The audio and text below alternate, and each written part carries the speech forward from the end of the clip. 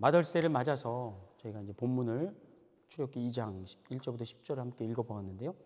하나님 앞에 우리 갈대 상자라는 제목으로 말씀을 증거하도록 하겠습니다. 오늘 본문 말씀은 모세의 출생에 관한 내용인데, 이 출생의 스토리에서 우리가 먼저 주목해 볼 것은 뭐냐면 하나님의 침묵입니다. 성경에 보면 하나님께 택함을 받아서 쓰임을 받은 사람들 가운데 태어날 때부터 아주 특별한 은혜와 능력을 체험한 인물들이 종종 있는데, 대표적인 인물로는 삼손을 들 수 있습니다. 하나님은 일찍부터 그를 이스라엘의 사사로 택하여서 이방 나라의 압제로부터 이스라엘 민족을 구원하는 일에 그를 쓰시게 되는데, 이 삼손의 이야기가 시작되는 사사기 13장은 그의 부모에 대해서 먼저 이렇게 증언을 합니다. 한번 보세요. 13장 2절, 소라 땅에 단 지파의 가족 중에 마노아라 이름하는 자가 있더라. 그의 아내가 임신하지 못함으로 출산하지 못하더니. 보시는 것처럼 삼손의 부모는 원래 아이를 갖지 못했습니다. 그런데 어느 날 여호와의 사자가 그를 찾아왔고 아이를 갖게 될 것이라고 예언을 하면서 그 아이의 운명에 대해서 이렇게 또 이야기를 해줍니다. 보세요. 5절 같이 있습니다. 시작. 보라, 내가 임신하여 아들을 낳으리니 그의 머리에 삭도를 대지 말라. 위 아이는 태에서 나옴으로부터 하나님께 바쳐진 나실인이 됨이라. 그가 블레셋 사람의 손에서 이스라엘을 구원하기 시작하니라 하시니. 당시 이스라엘 민족은 인접 국가였던 블레셋에게 지배를 받고 있었고요, 무려 40년 동안 그들의 억압과 괴롭힘에 시달리고 있었습니다. 그런데 하나님께서 그런 이스라엘의 구원을 위해 삼손의 가정을 택하셨습니다. 하지만 지금까지 아이를 갖지 못했던 삼손의 부모는 천사를 만나고도 그 말을 쉽게 믿지 못했고요, 이어지는 내용을 보게 되면 놀라운 기적을 체험하고 나서야 비로소 하나님의 구원 계획을 믿게 됩니다. 이후 천사가 예언한 대로 임신하여 산에 아이를 낳게 되었고, 부모는 그 아이의 이름을 작은 태양 또는 태양의 사람이라는 뜻을 갖고 있는 삼손으로 그 아이 이름을 지어줍니다. 이 이름에서 우리는 그 아이에 대한 부모의 기대와 희망이 얼마나 컸었는지를 알 수가 있습니다. 말씀드렸듯이 당시 이스라엘은 40년 동안 블레셋의 괴롭힘 속에서 어둡고 우울한 날들을 보내왔습니다. 그러나 이제 그 모든 고난과 슬픔은 끝이 나고 자유와 평화를 되찾으리라는 하나님께서 이 아이를 통하여 행하실 그 민족 구원에 대한 기쁨과 설레임을 가득 담아 아이의 이름을 작은 태양 또는 태양의 사람이라는 삼손으로 부른 것이었습니다. 그런데 여기서 끝이 아닙니다. 하나님의 이 같은 은혜와 약속은 사사기 13장 25절을 보면 이렇게 더 확장이 됩니다. 한번 읽어볼까요? 시작. 소라와 에스라올 사이 마하네단에서 여호와의 영이 그를 움직이기 시작하셨더라. 하나님은 삼손이 태어나기 전부터 적극적으로 그의 인생에 개입하셨고, 태어나고 난 뒤에는 어떻게 하셨습니까? 하나님의 영이신 성령님께서 친히 그를 인도해 주셨습니다. 자, 그런데 이런 삼손과 모세를 비교해 본다면 여러분, 누가 이스라엘 역사 속에서 더 위대하고 크게 쓰임을 받았을까요? 라고 묻는다면 고민할 거 없이 우리는 모세라고 답할 겁니다. 왜냐?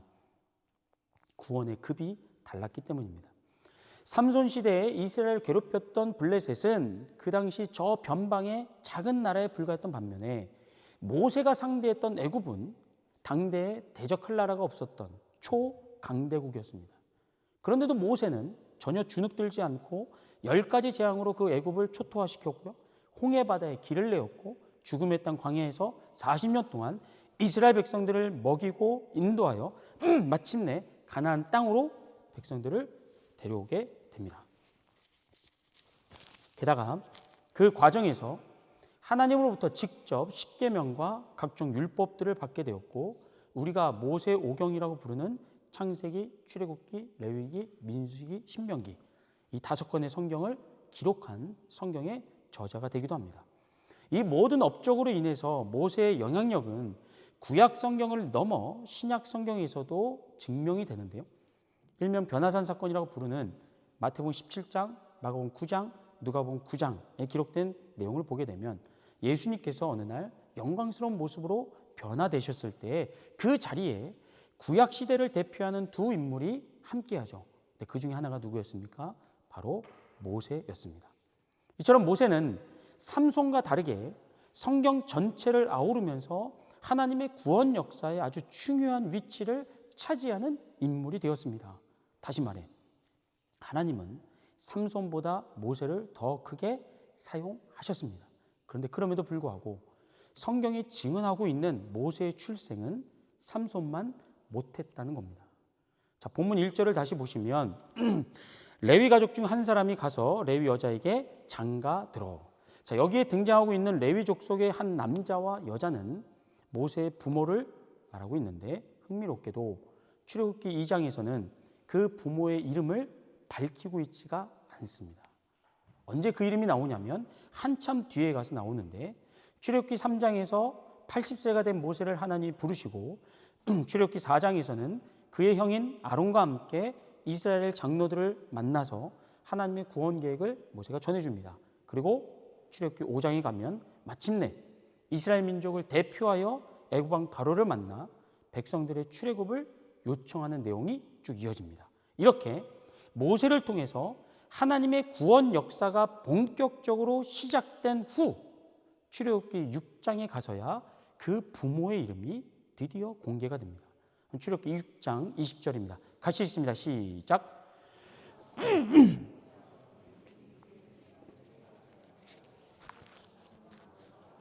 나왔으며. 자, 여기서 우리가 드는 질문입니다.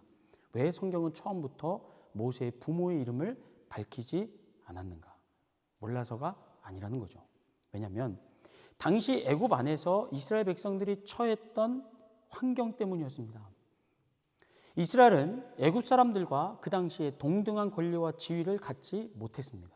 과거 요셉이 애굽의 총리로 있었을 때는 그래도 이스라엘 백성들이 나름 대우도 받고 목소리도 낼 수 있었지만 시간이 흘러 요셉이 죽고 나서 그를 알지 못하는 바로가 등장하게 되자 어떻게 됩니까? 이스라엘의 운명은 180도로 바뀌게 됩니다.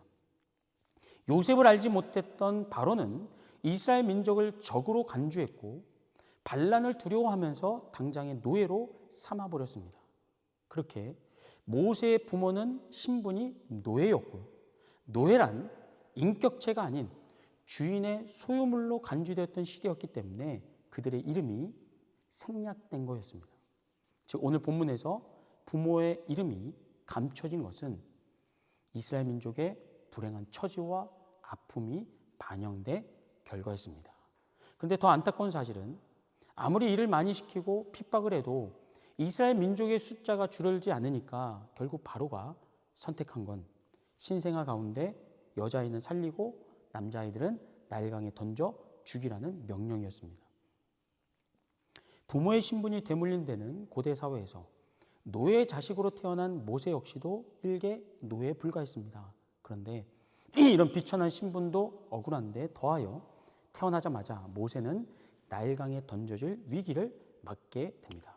이런 상황에서 그의 부모는 어떻게든 아이를 살려낼 방법을 강구했는데 그 결과 본문 2절입니다. 읽습니다. 시작. 그 여자가 임신하여 아들을 낳으니 그가 잘생긴 것을 보고 석 달 동안 그를 숨겼으나. 보세요.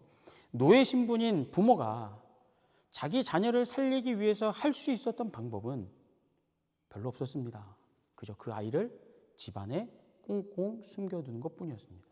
그러니까 당시 그 집안 분위기를 여러분 한번 상상해 보면 어떨까요? 잘생긴 아이를 품에 안고 먹이고 재우는 시간만큼은 가족 모두에게 행복감을 안겨주었을 겁니다. 그러나 그 아이가 갑자기 칭얼거리고 울기 시작하면 밖에서 누가 듣지 않을까? 혹시 들키지 않을까? 그런 걱정과 두려움에 마음 졸이는 일이 매일매일 반복이 되었을 것이고 그렇게 하루에도 천국과 지옥을 수없이 오가면서 마음 편할 날이 그 가정에는 없었을 겁니다. 하지만 이 위태로운 행복도 계속 이어가지 못하죠. 출생 후에 석 달이 지나며 아이의 울음소리는 점점 더 커지게 되었고 더 이상 집안에 숨겨둘 수 없게 되자 부모는 결국 그 아이를 나일강으로 데려갑니다. 본문 3절부터 5절을 볼 텐데요. 먼저 3절부터 4절을 제가 읽어드립니다.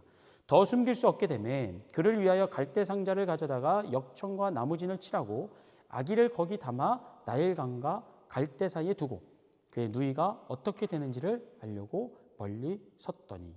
역시 한번 상상을 해보면 당시 갈대 상자를 만드는 동안에 그 부모의 심정이 어떠했을까. 당시 나일강은 악어나 독사들이 서식하는 곳으로요, 갈대 상자를 아무리 튼튼하게 만들었다 한들 그 아이의 안전을 보장해 줄 수 없었습니다. 또 갈대 사이에 두었더라도 갑자기 강물이 불어나면 얼마든지 휩쓸려 떠내려갈 수도 있었습니다. 더욱이 만약에 바로의 명령에 충성하는 애굽 사람들에게 그 갈대 상자가 발견이 되는 날에는 그 아이의 생명은 더는 지켜줄 수가 없었습니다. 그러니까 갈대 상자를 만드는 동안에 부모의 손이 얼마나 떨렸겠으며 온갖 부정적이고 최악의 상황들을 생각하면서 만들다가 멈추고 만들다가 멈추기를 아마 반복했을 겁니다. 왜냐하면 그 안에 담길 것은 석 달 동안 목숨을 걸고 숨겨왔던 사랑하는 그들의 아이였기 때문입니다. 하지만 부모로서 할 수 있는 일은 여기까지였습니다. 더 이상 그를 숨겨둘 수가 없었고, 그렇다고 바로의 명령대로 아이를 나일강에 내버릴 수도 없었습니다. 그래서 자기들이 할 수 있는 최선을 다해 갈대 상자를 꼼꼼하게 안전하게 만들어서 아이를 눕히고는 나머지는 하나님 손에 맡기게 됩니다. 그러나 이후 아무도 예상 못했던 일이 놀랍게 벌어집니다. 본문 5절을 보면 바로의 딸이 목욕하러 나일강으로 내려오고 시녀들은 나일강가를 거닐 때 그가 갈대 사이에 상자를 보고 시녀를 보내어 가져간다. 모세의 부모가 떨리는 손으로 만들었던, 그리고 갈대 사이에 조심스럽게 놓아두었던 갈대 상자는 그들이 갖고 있었던 부정적인 상상, 온갖 안 좋은 이야기들과는 달리 근처에서 목욕하던 바로의 공주에게 바로 발견이 되었고요. 공주는 상자 속 아이가 이스라엘 사람인 것을 알면서도 그 아이를 양자로 삼아서 궁전으로 데려가게 됩니다. 그리고 그 이후로 모세는 노예 신분을 벗고 안전한 그곳에서 양질의 교육을 받으며 성장했다는 것이 우리가 알고 있는 모세의 스토리입니다. 처음에 말씀드렸듯이 이런 모세의 출생과 그 이후에 벌어지는 사건들 속에서 우리가 주목할 것은 뭐라고요? 하나님의 철저한 침묵이라고 했습니다. 삼손의 경우에는 하나님께서 그가 태어나기 전부터 부모를 찾아가 그의 출생을 예언해주고 임신하지 못하는 몸에 기적의 은혜를 베푸사 아이를 갖게 했으며, 삼손이 태어난 날부터 성령님께서 그의 인생을 친히 인도해 주셨습니다.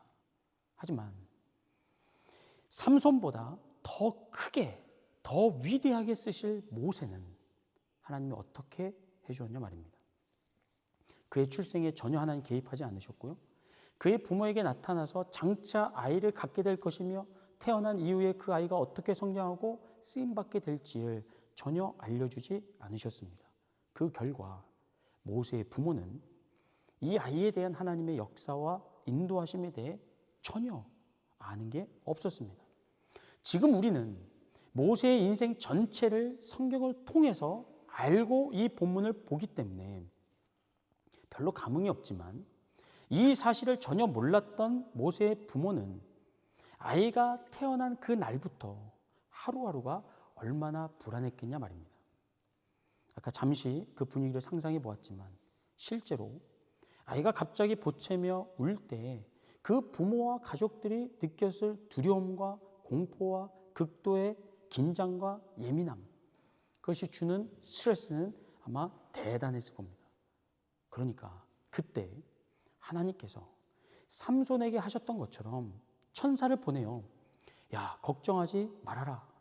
앞으로 석 달 동안은 아무 문제 없을 거다. 그리고 석 달이 지나면 너희가 갈대 상자를 만들어서 아이를 거기 담아 나일 강가에 두어라. 그러면 바로의 공주가 그 상자를 발견하고 아이를 양자로 삼아 왕궁으로 데려갈 것이다. 그리고 이때 아이에게 젖을 먹일 유모를 구할 건데 바로 너가 그 유모가 될 것이다. 이처럼 하나님께서 앞으로 되어질 일들에 대해서 미리 말씀을 해 주셨더라면 아마도 모세의 부모는 아이가 울어도 들킬 것에 대해서 염려하거나 걱정하지 않았을 거고요. 여유롭게 석 달을 기다리면서 또 석 달 후에 갈대상자를 만들 때 아이를 담아서 나일강에 놓을 때도 별로 걱정하지 않았을 겁니다.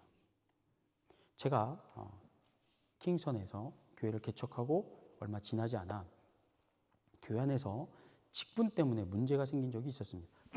그 일로 인해서 두 가정이 교회를 떠나게 되었고 재정적으로도 어려움을 겪게 되었습니다.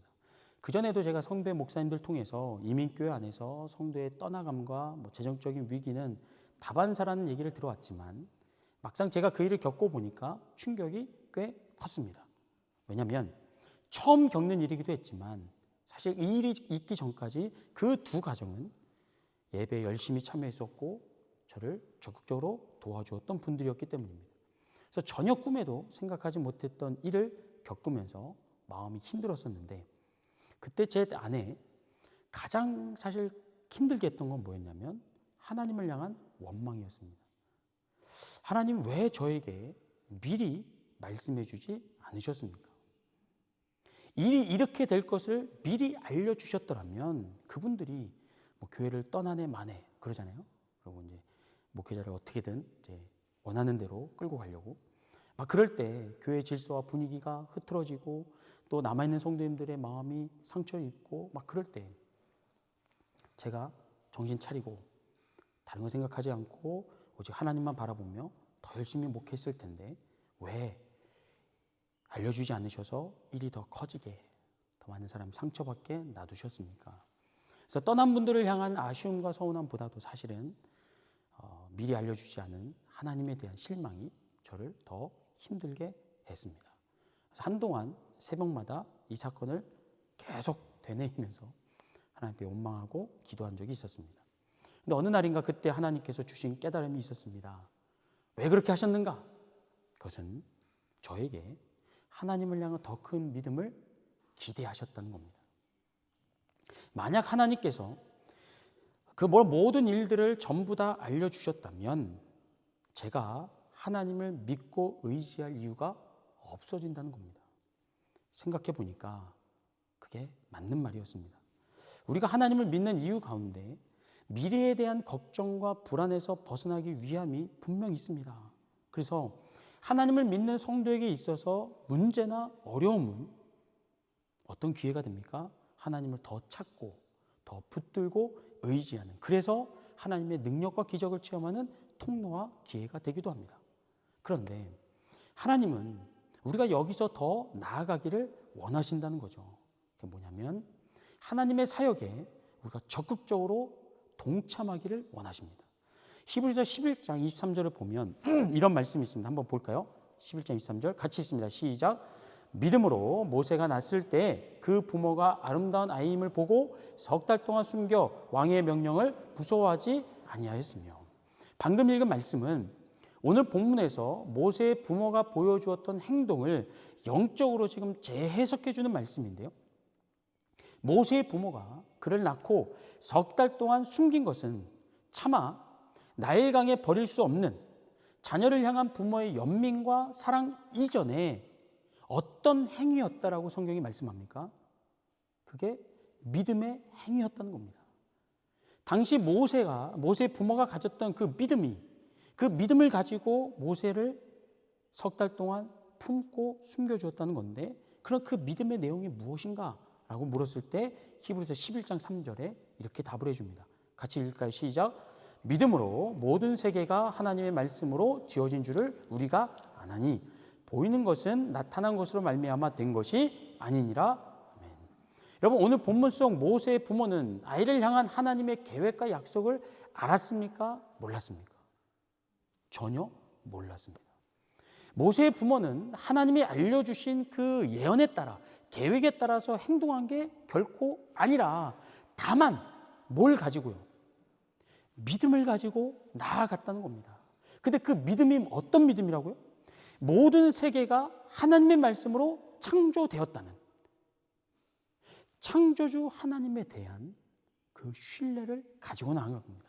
다시 말해서 하나님께서 이 암울한 시대에 태어나면 죽여야 되는 이 엄청난 고난과 핍박의 시대에 이 아이를 우리에게 주신 것은 결코 우연이 아니라 세상을 창조하신 하나님께서 이 아이를 우리에게 보내신 분명한 목적을 가졌을 것이다.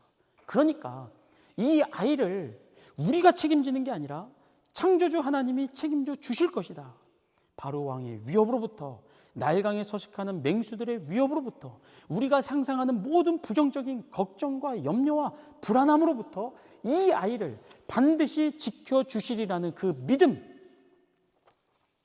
믿음을 가지고 석 달 동안 가슴을 졸이면서도 아이를 숨겨줄 수 있었고요. 떨리는 손으로 갈대상자를 만들고 그 안에 아이를 누일 수 있었다는 겁니다. 비록 하나님의 계획을 우리가 다 알 수 없지만 이 세상을 만드신 창조주 하나님께서 지키시고 보호하실 것이라는 그 믿음으로 그 일을 행했다는 거죠.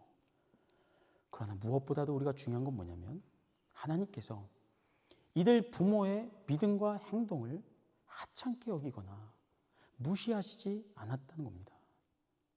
그저 하나님에 대한 어떻게 보면 막연한 믿음을 가지고 그 아이를 살리기 위해서 부모가 할 수 있는 모든 노력과 수고를 하나님께서 아무 일 없게 만들지 않으시고 하나님의 장엄한 구원 계획에 그 일들을 포함시켰다는 겁니다.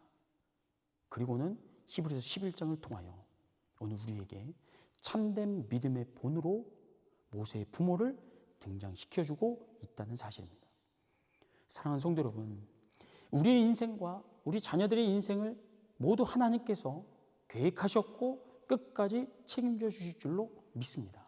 아멘. 그러나 오늘 본문을 통해서 우리에게 주는 교훈은 무엇입니까? 우리는 가만히 있고 하나님 혼자서 알아서 일하시지 않는다는 겁니다. 우리의 계획, 우리의 인생과 우리 자녀들의 인생 속에서 하나님께서 어떻게든지 역사하시고 우리를 하나님이 계획하신 대로, 목표하신 대로 이끌어 가실 텐데 그때 우리로 하여금 뭐 하라는 거예요? 참여하라는 겁니다. 같이 하자는 거예요. 모세의 부모가 창조주 하나님에 대한 믿음을 가지고 현실적인 두려움, 공포, 염려와 싸워가면서 그 아이를 석 달 동안 숨겨준 것, 온갖 부정적인 생각에 시달리면서도 결국 창조주 하나님에 대한 믿음 하나 붙들고 떨리는 손으로 갈대상자를 만들어서 나일강에 놓아두는 그 믿음의 실천, 그 믿음의 행위를 하나님께서 오늘 우리에게도 요구하고 계시다는 겁니다. 하나님이 못해서가 아니라 하나님의 그 역사에 우리를 참여시키기 위하여, 그리고 그 과정 속에서 살아계신 하나님을 더 의지하고 신뢰하고 붙들도록 우리의 믿음을 성장시키시기 위하여 우리에게 매일의 기도를, 순종을, 인내와 용서를 요구하고 계시다는 겁니다. 그러니까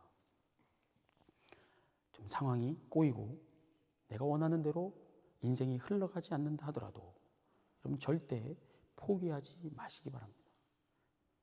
창조주 하나님께서 살아계셔서 우리의 인생을, 우리 자녀들의 인생을 끝까지 책임져 주실 것입니다.